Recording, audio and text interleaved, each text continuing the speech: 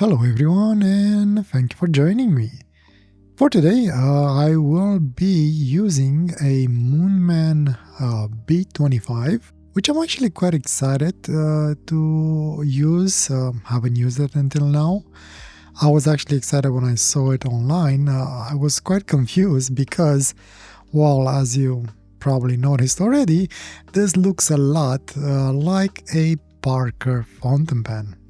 And specifically it is the Parker 25. Well, obviously Moonman decided to copy that too, but made it a little bit more different by just adding a B25 in front of it. I don't know if it was intentional or it just happened to be my mistake, but as far as I know, B25, it's a vintage airplane, a pretty nice one and a pretty famous and quite loved by airplane buffs out there, as far as I know. I'm definitely no airplane specialist or expert in, but I do know that airplane, and I am fascinated by airplanes, that's for sure. What I find it fitting is that in essence these fountain pens, the Moonman copy as well, in essence, it is a lighter fountain pen because it is made out of stainless steel, at least the body and the cap or the barrel and the cap, with a plastic section that terminates at the end with a collar made of stainless steel as well, and that basically holds the nib in place. The two fountain pens are very similar. Just looking at them quickly as they are capped, they look exactly identical. The only two features that I would see slightly different, or actually three, one that is barely visible. One, on the clip, at least on the Moonman, the blue version that I have, they have like a blue logo, which is, as far as I can tell, the spades from the playing cards. And underneath the clip it says Moonman and nothing else on the back. Vis-a-vis on Parker, well, you do have the Parker arrow logo with the Parker inscription underneath the clip, and on the other side of the cap, on the Parker version, it says where it was manufactured. In my specific case, mine was made in England, and as an odd thing that I don't know what it means, it has a U and an I right afterwards. And the other very small detail that I can see, and I don't know if it's because my fountain pen is older, the Parker one, and it's not brand new, or at least I didn't have it as a new old stock, the brushed effect on the pen or on the stainless steel parts, it is much more pronounced. And that's about it from the exterior side of things. Once you remove the cap, the differences are a little bit more apparent. Basically, in essence, the first thing that you will notice is that the nibs are quite different. On the original Parker, the nib is a little bit wider and a little bit shorter, and the overall section and nib combination is actually shorter on the Parker fountain pen. The Moonman, I assume because they wanted to save some money on production costs, decided to actually not recreate the original nib that the Parker had on this fountain pen and go with a nib that it's already available and they actually have used on one of their fountain pens in the past. Specifically the nib that looks a lot like the nibs that are part of the Parker Urban series, or at least on one of them, or the Parker Jotter. And I believe even on the Parker 51, the latest version. Nothing wrong with the nib in itself, works as good as it can, and honestly no complaints about it. It's just that looking at the pens and knowing the old version that I've been using quite a lot in the past, and I do like the nib on the old Parker. The Jotter nib on this pen feels a little bit weird and odd and maybe smaller than you should be, but if you've never knew the original 25 Parker and you had no idea how the nib setup was on it, you would probably not really be disturbed or annoyed. Now, well, maybe annoyed is a strong word. Maybe I don't know, disappointed on the smaller nib size. What I do like on the original Parker nib and feed setup is that on the back of the feed there is like a groove where you can actually poke something in and slide the nib and feed out for easy cleanup. I like that part of the pen. I haven't tried to remove the nib and feed on the Moonman version. Maybe it is easy to remove, I don't know. I didn't want to break it. I wanted to use it at least once before breaking it. Bottom line is though, I do like the fountain pen. I enjoyed the look of it and it definitely looks exactly pretty much more or less, well, exception maybe the nib, looks exactly with the Parker 25.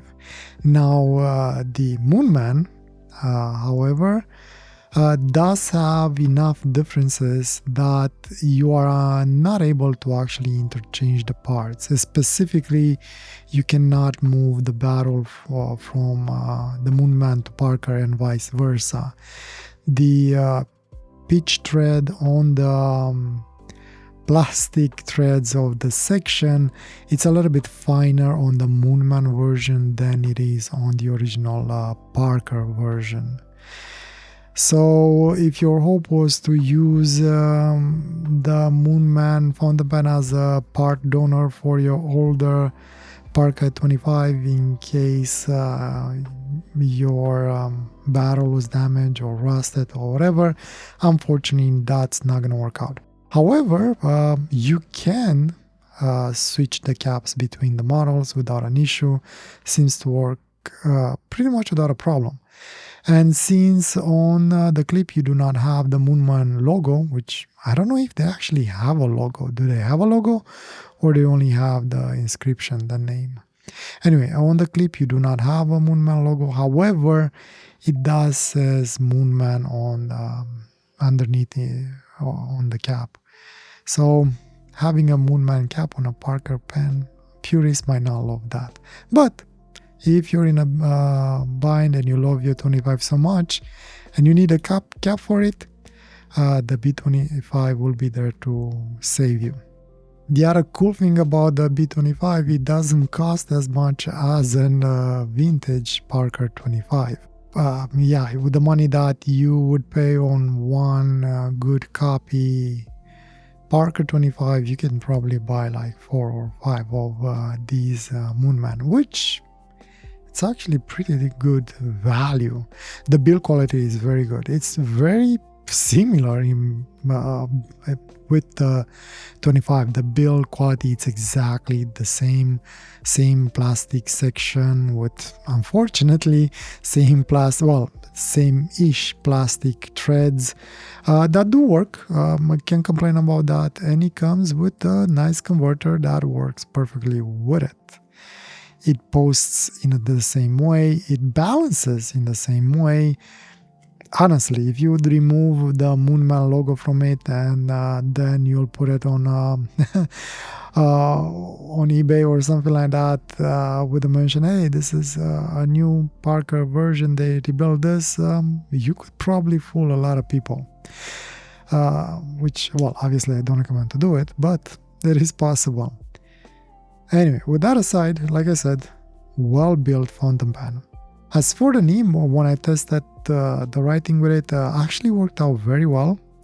No issues of any kind. Filling it up was quite simple. I didn't even clean it, to be honest with you. I used it as is, put it in the bottle, inked it up, and it started writing right away. By the way, don't do what I do. Don't just not clean your pens. Do clean them when you receive them, because unfortunately, you could add things to your ink that you might not be aware that are on the pen, and it's nice to clean it because that could create conditions for mold and fungus and all the things that you might not want in your ink. I'm forgetful when it comes to cleaning pens, especially new pens that I receive. For whatever reason, I'm too lazy to do it, or I just forget about it, or when I remember to do it, it's a little bit too late because it's already inked. So, moral of the story, do as I tell you, don't do as I do, basically. And as for the ink, for today I decided to use the Private Reserve Burgundy Mist. I only used this ink once before and I remember liking it, and it's nice to take it out for another spin and kind of fall in love with it again.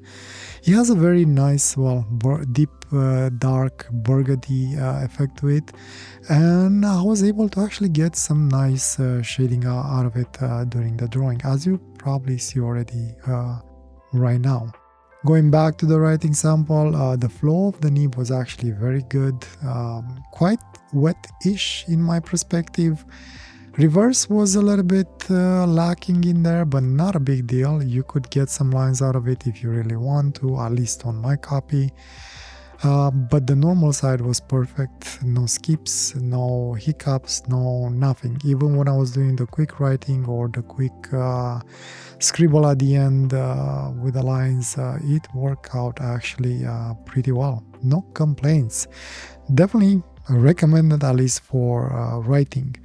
And you can use it unposted or posted, and it posts exactly as the Parker 25, just as secure and just as deep, and makes it look like a whole entire unit with that smaller barrel at the top.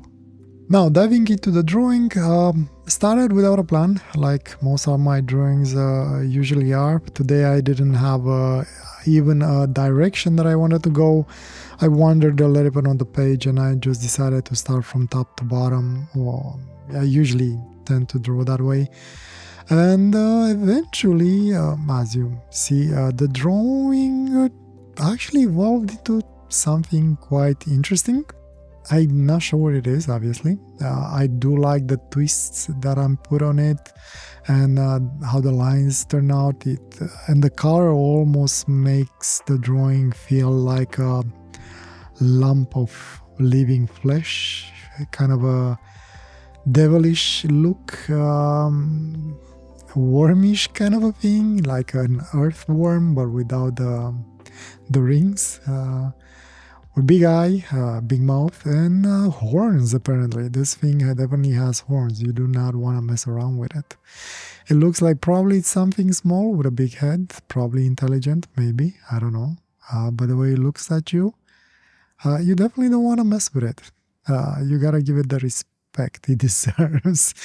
I love the drawing though. I got immersed in it. I started getting captured by it as soon as I did that shape at the beginning, and I realized that probably could just be an eye. And then I started to twist the lines, and I was trying to see how I'm gonna turn and twist the shape to make sure I actually keep within the page. I was afraid I might come out of the page. I was afraid I might make it look weird and disproportional. Because for a second I thought I started maybe from too high up. I should have probably started more lower down. But actually, eventually, with planning and patience, I managed to make it fit somehow. And still look like a believable being of some sorts. I think the ink suited it very well, and I'm happy with that. I'm really happy with the result. I almost like it as much as the drawing that I did last week with the Chalana fountain pen. One odd thing though, and I don't know if it's the page or is the ink, in some spots, you'll probably see it when I'm gonna actually zoom in at the end and show you the close-up. In some spots where I added more ink, where you see the darker spots on the character or the being, it feels like the ink feathered on the paper. I thought that maybe there were some spots on the page that somehow the way they were treated and handmade, I guess, might have not been that good and caused the ink to feather a little bit. But actually, after I paid attention, I realized that only the spots where I was trying to actually darken it and make it as dark as possible, it started to feather. It's like it couldn't handle the amount of ink that I was actually putting in that spot. And at the chinish or whatever that thing is on its face, I was fighting to try and get a nice smooth line around it, and there was this spot that always feathering even more outside of the line that I was trying to do, almost looking like a pimple or something like that. And I was fighting to try and do a smooth light, and eventually I just gave up. It's like, oh, okay, whatever, I guess you want to be like that, then you are like that. So yeah, fun fountain pen, 100% recommended based on what I have, and on the fact that I am kind of partial to Parker 25 and its shape and its design. It is one of my favorite fountain pens, as I probably already discussed in a previous video. I remember doing a video on the Parker 25. I don't remember exactly when that was, but if you're interested about my opinions on it, you can definitely find the video in my video list or even in the Parker playlist that I have set up. So in the end, definitely a great fountain pen, highly recommended, probably a perfect, borderline perfect fountain pen for somebody starting in the world of fountain pens, maybe even as a gift. It definitely is built properly and can take a few hits. It's definitely an EDC from my perspective. And eventually, most probably, I will be getting all the colors variations that they have for it, because I do like them and I think the price it's actually pretty great. With that said, I guess that's about it for me for today. I thank you for joining me today and for supporting me and watching the video until the end. It's definitely appreciated and it definitely helps me. And hopefully I will see you next time. Until then, I wish you nothing but the best and a wonderful day or night, whatever you are. Take care. Bye.